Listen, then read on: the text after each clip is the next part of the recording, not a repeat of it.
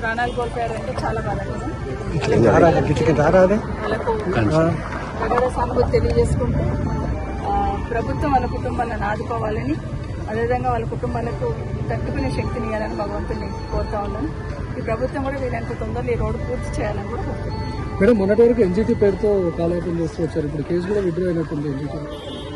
అదే కదా, ఎన్జిటీలో కేసున్నా కూడా ఆలూరులో ఇన్సిడెంట్ జరిగినప్పుడు నేను ఆ రోజు చెప్పాను, ఎక్కడైతే చెట్లు ఉన్నాయో వాటికి రేడియం స్టిక్కర్స్ అతికించండి టర్నింగ్ లో.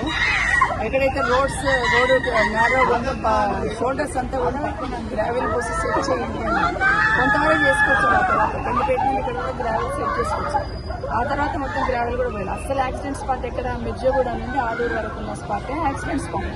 అక్కడనే టర్నింగ్ ఉంటుంది, అక్కడనే వెహికల్స్ తడబడుతుంది.